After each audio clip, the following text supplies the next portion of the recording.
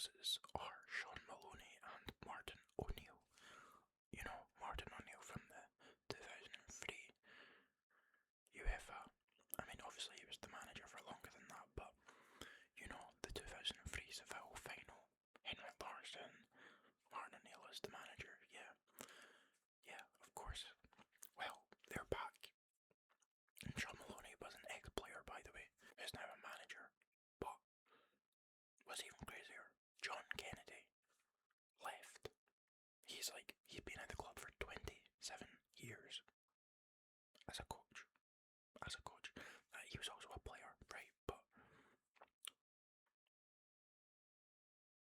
do you know how mad that is? Like, I don't know if that means that he's leaving with Brendan to go wherever, like he goes next, or if he's just like going out to become his own man, like his own manager. Which I mean, you know, fair enough. But that's not even like where it ends. Like, obviously, I woke up to all of this.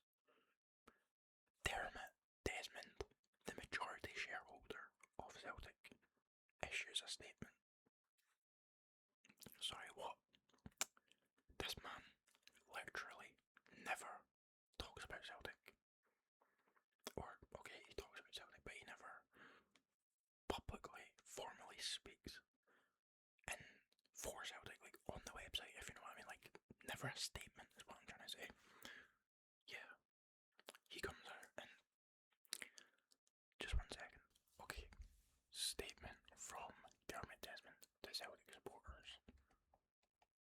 Brendan Rodgers has today tendered his resignation as manager of Celtic Football Club.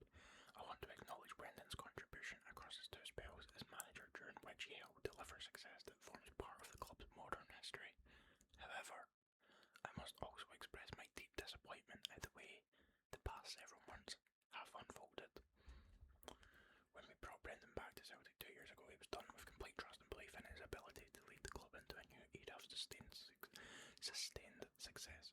Unfortunately, his conduct and communication in recent months have not reflected that trust. And then it's just blah blah blah blah blah. Basically talking about a new contract that they had offered him, despite him saying that there wasn't basically talks of that. And then his later came out of the blue, his later public statements about transfers and operations came entirely out of the blue. Apparently, this is just a he said, basically. I would say he said, she said, but they're both he's. When his comments were made publicly, I sought to address them directly, and they met for 3 hours. Apparently, that is though. But this is regrettably, his words and actions since then have been divisive. So this is after their little chat. His words and actions since then have been divisive, misleading and self-serving. They have contributed to a toxic atmosphere around the club and fueled hostility towards members of the executive team and the board. Some of the abuse directed at them and their families has been entirely unwarranted and unacceptable. Every member of the board and executive team is deeply passionate about Celtic and acts at all times with professionalism, integrity and a shared desire for success. What has failed recently was not due to our structure or model, but to one's individual desire for self-preservation at the expense of others. Sorry, what? This is our majority shareholder. Just a long rant.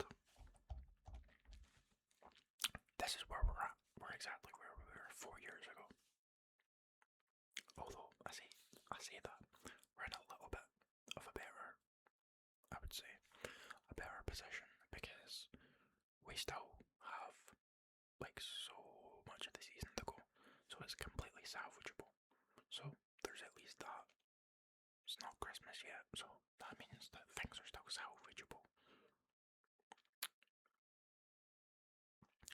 I've seen a lot of people say that they want Ange Postecoglou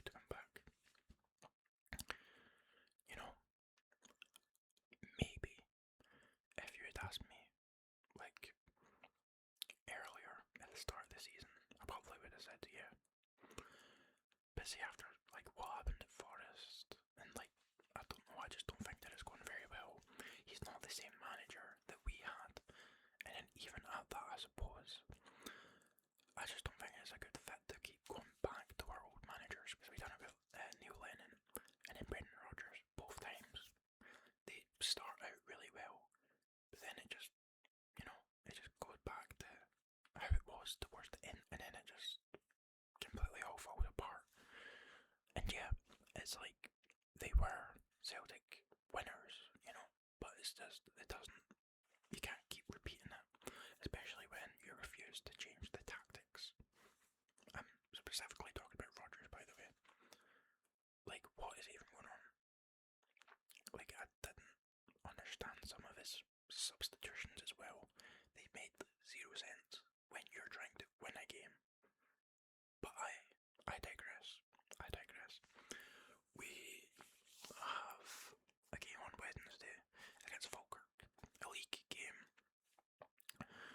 Let's hope that Martin O'Neill and Sean Maloney can, you know, work some magic, get the players, you know, gelling together, just make a semblance of a team, especially because this is basically our practice for the weekend on Sunday, because it is the cup match between Celtic and Rangers at Hampden. It's at Hampden, isn't it? I believe it's at Hampden. It's the semi-final. Yeah. It's the semi-final. It is indeed. Now the thing is, right?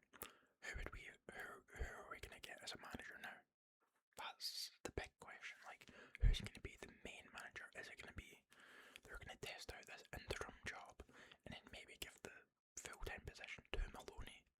Maybe. I don't think so, but maybe. Because I don't even know who else is on, like, who's vacant right now, do you know what I mean? Ange is vacant, but I don't even think he would want to come back here after, like, not being properly supported financially. Although he never outright said that, that's more of like a general consensus by the fans. But he was definitely backed more than what Brendan Rodgers was, in terms of like actual like amount of players. In terms of money, I think maybe they're like about the same, but we did spend 11 million on Arnie Engels and 9.5 million on Adam Nida under Brendan Rodgers, so it's like, yeah, it's not like they haven't put money in, it's just that it's not been very good, you know, use of that amount of money. Because remember, we're not a Premier League club, we're not spending 9 million, 11 million on players. 11 million broke our biggest record, that was 8.5 million for Edward, French Eddie. But yeah, I'm just nervous now. Maybe though, maybe we keep Martin O'Neill and we win the Europa League this time. Let's hope, let's hope, let's hope. But that is all I wanted to talk about, because it's just crazy. Like, I went to sleep and I wake up and we've got no manager. Well, we have a manager, we've got interims, but Brendan Rodgers resigns and Dermot Desmond unleashes a statement. I don't know. I genuinely don't know anymore. Like, keep us in your thoughts, please, and just hope that we recover. That's the main thing. We need to recover, because this has been a really bad start to our season, but Hearts have been really good. Obviously, I want to give them